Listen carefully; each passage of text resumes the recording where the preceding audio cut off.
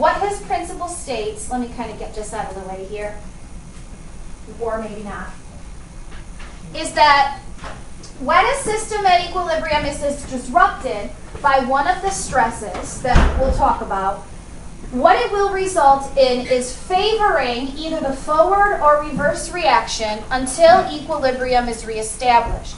And what we mean here by favoring is that one reaction will work faster temporarily.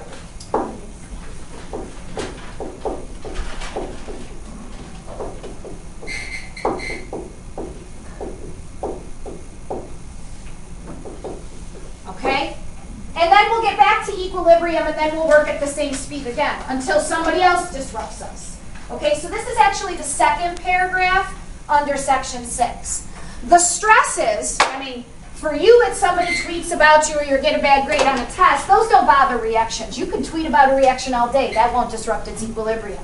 But what will disrupt its equilibrium is changes in temperature, concentration, or pressure. If you have a system at equilibrium and then all of a sudden you dump more of one chemical in, it's like, whoa, right? Its equilibrium is completely disrupted. Or the equilibrium is running at 25 degrees and you cool it down, it's like, whoa, equilibrium is disrupted. Or you change the pressure by changing the volume of the container, equilibrium is disrupted. So you need to know what each stress is and how the system responds in order to reduce that stress. So let's talk about concentration quickly. So you should have information filled in the first 2 sentences, right? And now we're going to go to number 1, concentration. The rule with concentration in general is up and away, down and towards. Okay? That's the general rule. Up and away,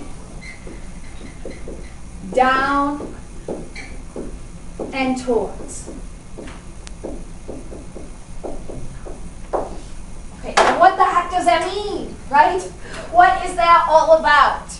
Okay, we'll go through this with concentration and then I'll make a video for you for temperature and pressure that you can watch over the weekend. Okay, and you can fill that in. So there will be a weekend video, but again, I just wanted to introduce this to you together. That way, the video is not too long and you have a, what the heck is she talking about? You'll have a basis once we do it for one thing. Maybe, hopefully. So, if the stress is an increase in concentration, so we're at equilibrium, right? Forward reaction equals reverse. And we're going to all of a sudden dump more of someone in, okay? The system wants to use that up. So the rule is that we will favor the reaction that points away from what is increased. That's what I mean when I say up and away.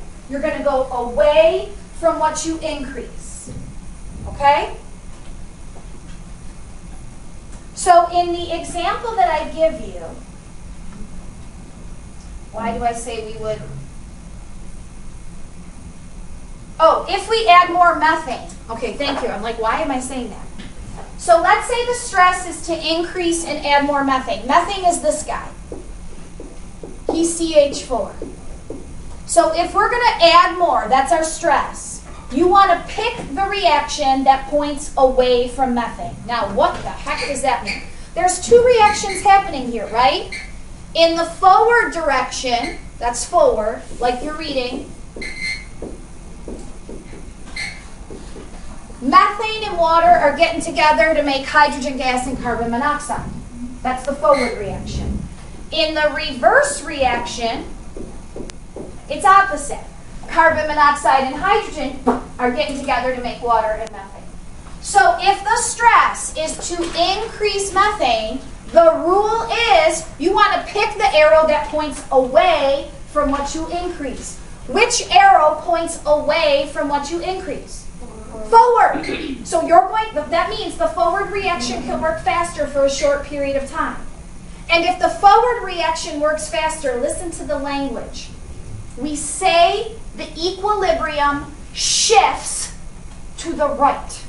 Why would we say it shifts to the right, do you think? What way is that arrow point? To the right.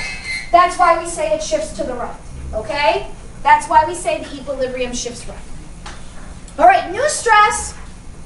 What if this time the stress is to increase carbon monoxide? This guy is carbon monoxide, right?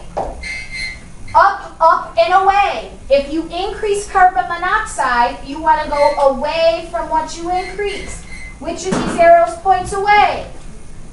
Reverse. Would that be a shift to the right?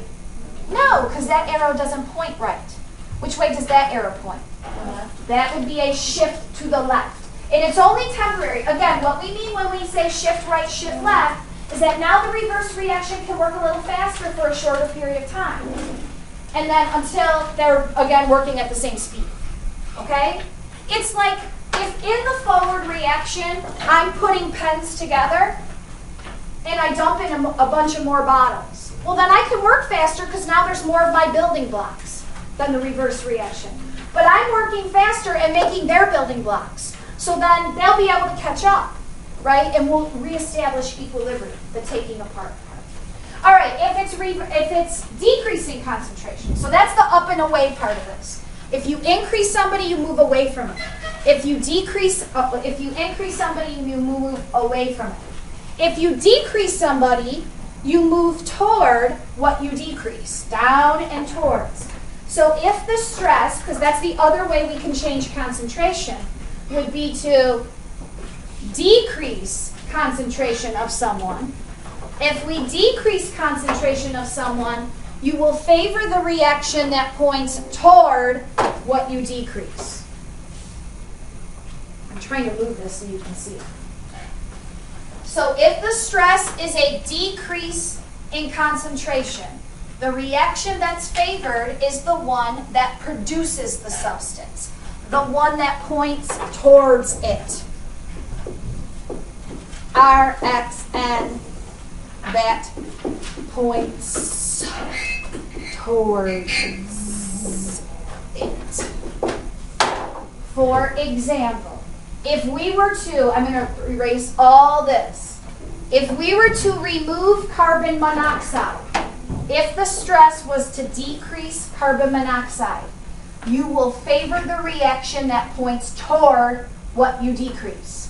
The reaction that points toward what you decrease in this example is the forward reaction. So the forward reaction would be favored and the equilibrium would shift right. Yes? How would you remove it? How would you get rid of it? You could collect it, right? It's a gas. So you could have, I mean, every situation's different, but in this case, you could have like a flask with the reaction happening. Gases are less dense, so they rise to the surface, and you could collect it in that manner. Okay? But every reaction is different. You could have the reaction going and then maybe cool it. That's another way. But there's a bunch of different ways to remove things. Okay? You could put something in that bonds with it and causes it to come out of solution. So there's different ways to do it.